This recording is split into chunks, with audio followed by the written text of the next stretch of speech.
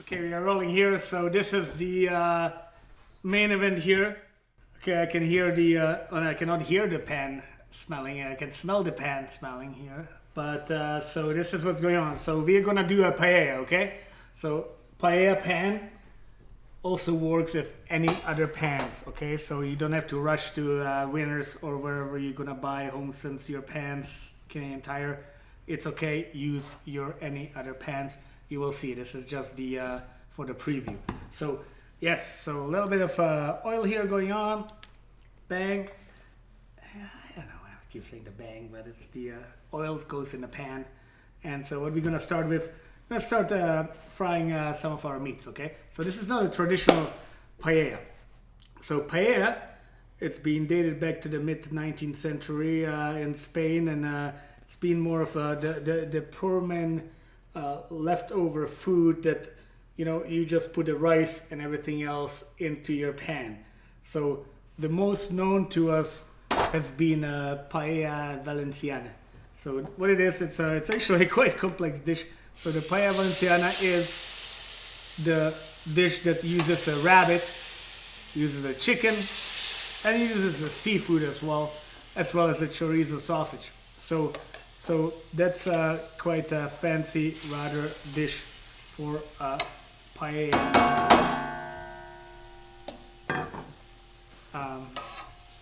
dishes. So what we're gonna do here? So obviously we are working with a little bit lower temperature here, but I have a chicken breast. I have a chicken thigh, which has been deboned and skinned. I also have some of the pork shoulder, which we use for our schnitzel, and I kind of slice it really roughly, and then I marinate it. I marinate it for the last few hours, so it has the smoked paprika that we already talked about. This baby here, it has a little bit of garlic. I put some sherry vinegar. Lemon is okay, or any other vinegar is okay as well, and salt, pepper, and that's it. You just want to tenderize the meat.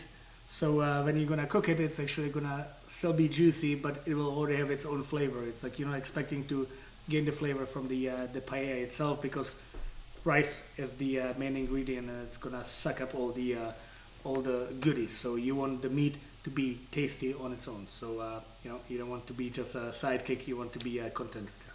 So while we are doing this here, obviously, so with the magic of a TV, we're gonna move a little bit fast forward in this, but this is how we start. We're gonna flip it over. We're about 5 minutes on each side. We want it to still be raw. We want it to be juicy and stuff. You're gonna put it in a bowl on the side here, and we will reserve it for cooking later. So you'll see, this dish is not something that you can just whip up in 10 minutes. However, it might take 30, 45 minutes, but you can feed the whole family for a couple of days of this. So it's there is some good news coming your way. Okay, another ingredient here, again, personal preference. There's some of the double smoked bacon that we make here at Quince Bistro. Just a little bit of fat introduction, some texture, and then we have some chorizo sausage. So this is a sausage that's not been cured or cooked. This is a raw sausage. It's kind of like a ground pork in a way, flavored with all the ingredients. So what we want to do, we just want to sear it a little bit and add it to our batch of the pork and chicken. So the most popular probably paella would be the seafood one. As you're gonna have a shrimp and mussels and clams. But what it means is that all those ingredients will be added later on. So what we are doing right now, we are adding the flavors from the searing of the ingredients here right now. It's gonna transfer the flavors into the paella itself.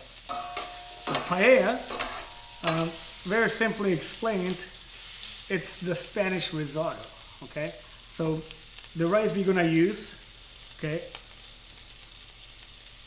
the rice we're gonna use is very short, very stubby.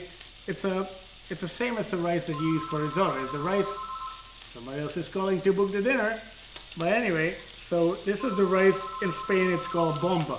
Okay, but no reason to panic. You don't have to drive back to Toronto. You can just go pick up Italian rice in your local grocery store. Same rice as bomba is in Italy, known as arborio or carnaioli, or just Italian rice. They call it on the package. Same rice. So what it is, it's a higher starch content, and so it's not as polished. So what it does, it makes it more creamy. But that's what risotto does. We don't want the paella to be too creamy. We want the paella to actually be dry and crispy. So there will be a little bit of a different technique that we're going to introduce. However, using the same rice that Italian would use for risotto. So anyway, we're gonna take this off the heat, and we're gonna go to the next step. So everything is just a partially seared, but look at it. It's leaving all this. I'm gonna show this to you. It's leaving all this like a yums there, nice crispy. You see, brown things that's gonna transfer into the flavor of the paella, and it's gonna make it into the cream or paella flavor. Okay, so using some local sausage, our house-made bacon that we made, the local pork from actually this is from the heritage pig that we got. Unfortunately, we didn't raise the chickens. However, they are Ontario chickens as well. So all these yums are logged here, but more of them are inside here. So what we're gonna do now? We're gonna put a onion and garlic. Okay, so it's called a sofrito, just a roughly kind of chopped. But you have to understand that. So garlic cooks much faster than onion. Okay, so it can burn really quickly. So what's gonna happen here now? We're just gonna monitor the situation. We're gonna swirl it around and let it pick up all these flavors. You know what? Look at it. It's already brown, but it's not brown. It's just picking up all the flavors of the juices from the meat. We're gonna leave this here for another minute. So let's say the first meat for a minute, 2 minutes. Another meat for a minute or 2 minutes. This another minute, 2 minutes. So now we're up to 6 minutes. All right. So 6 minutes paella so far. Looking good on a single burner, right? And somebody's still calling. They're so excited about the Spanish wine dinner we are cooking tonight. So we will get to them later. So, all right. So look at it. It's nice and caramelized, starting up. So what we're gonna do now? We're gonna go and take the rice. So this is the important part here. So you're gonna take the rice. We have a few people in house, not tonight, but usually. So what we are doing here, we're gonna toast the rice a little bit, okay? So it stopped the cooking process for the rest of the vegetables, which was the garlic and the onion. But what's gonna happen here, we are looking for the translucent color of the rice. So, and then you're gonna smell it. It's gonna start smelling a little bit nutty, toasty, you know? It's like just a little bit. You wanna seal the flavors into the rice before you're gonna introduce the liquid, okay? So now look at it. So nice, translucent. Again, say 2 minutes. So now we are at 8 minutes. 2 minutes meat, 2 minutes, 8 minutes. I lost the count. But the point here is that we wanna introduce the flavors to the rice. This is the crucial part of the paella. And if there's anything you want to take home with you tonight from the cooking session, this is the thing. Toast your rice. Okay, so we'll toast the rice a little bit here. Okay, I can already see it. I can certainly smell it. And I'm sure the neighbors can smell it as well. But because they're starting to call and ask when the food is ready. So we will tell them it's next Saturday. Anyway, so what we're gonna do now, you know, some roast garlic here. We'll some roast garlic there. Why not? We're gonna finish up our ingredients we have here. What I have here now is some fresh vine ripened tomatoes. Okay, there's some red and green peppers. Again, the sky is the limit. You want it more healthier. Use more vegetables. Use more meat. And again, so but now the important is to introduce the right liquid here. So look at it, how beautiful it looks so far, okay? So happen to have beautiful turkey stock since we cooked so many turkeys for your Thanksgiving and Christmas that we have all this left over in the freezer. We just defrost it and use the real stuff. Nothing wrong with the store-bought stock. Try to use the one with low sodium. And if you don't have it, are you vegetarian? Water is just fine. There's nothing wrong with that. There's all that. So the difference now here is that if you look at it, I'm pouring just enough to deglaze the pan. What does it mean? It's like I want to scrape all the little bits and pieces from the bottom of the pan here. Okay. So stop sizzling. I'm gonna remove all those little bits and pieces here now, and now this is a little bit more of a waiting game. Okay. So this could lots of recipes gonna tell you, oh, another 10 minutes, 15 minutes. That's not how it works. Okay. It's like it works when the rice is ready. The rice is ready. Okay. So you're gonna put more water in there right now. It's gonna make it more into risotto. It's gonna make it too creamy. The starch is gonna make it cloudy, which is fine. But we are cooking a Spanish dinner, right? So we wanna do it a little bit different. So what happens in paella, instead of covering all the rice and the ingredients with the stock, you want to just have the stock on the bottom. So you always want it to be a dry risotto. So it's gonna be a dry rice, okay? And on the end you're gonna understand, because the specific thing for paella is to make it very crunchy on the bottom, okay? So it's almost kind of like a crunchy omelette on the bottom, and then nice and soft and delicious ingredients on the top, which lots of countries actually took. They didn't take example. I'm sure they came to it on their own, but it's like last time we did the Korean winder, we did the same thing. We did the nurungji, which is the crispy rice on the bottom of the rice pot, and we made it into the crackers. But it's same thing. So, but with risotto, risotto you have to keep stirring and stuff. With paella, you want the crunchy bits and pieces. It's a little bit more rustic, and it's so. Also, you see you have a much more wider pan. With risotto, you kind of want to have it more enclosed and it just keeps stirring. So this, it's kind of self-sufficient. So risotto is like having a dog. They need constant attention. Paella is more like having a cat. She will tell you when it needs to be pat. So it just came out with that. I think that's gonna make the cut tonight.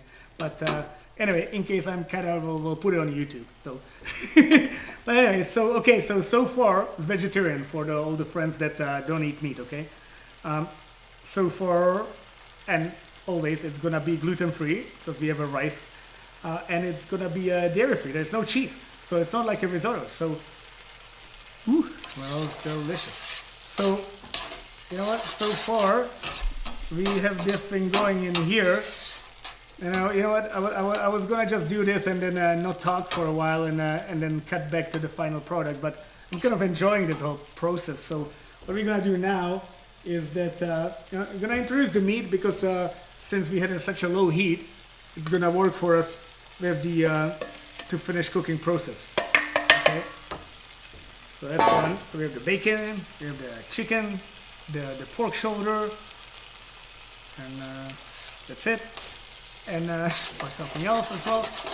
And so now we are sticking. We want to be sticking, but we will want that on the end of a cooking process. So a little bit more of the delicious turkey broth that we have. Luckily, if you don't have that, as I said, just feel free to pick up the commercial one. Just use the low sodium. Look, so far I didn't use any salt or pepper or anything. So far this thing is not even seasoned, okay? And I'm pretty sure it's already tasty on its own. As much as I love salt and pepper, however, the ingredients will speak for themselves at this point. So look at that. So right now, this rustic kind of involvement of this is happening. In risotto, everything will be boiling. You will be stirring, and when we are stirring, you're releasing that creamy aspect to it. So you don't have to put cheese in a risotto to make it creamy. it's actually the rice that makes it creamy. Okay, so it's there is totally perfect to make a you know, lactose-free risotto, and it's still gonna be creamy because that's what the rice does. But I'm not looking for it. That's why I'm not stirring it as much. I just want it to kind of go on its own, you know. And luckily, if it's not gonna turn that well, you don't have to taste it because you're gonna have the perfect one in your package, right? So, you know, so look good to me for now. So what are we gonna do now? You know, look at it. It's like it's just bubbling in the middle.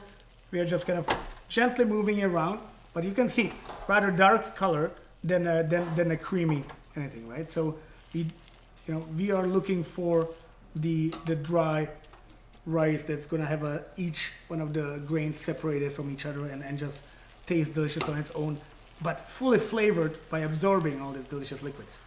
Oh, I had one ingredient that I was gonna add, and we can add actually a little bit of tomato sauce to it, or tomato paste, but you don't have to do that if you don't like tomatoes.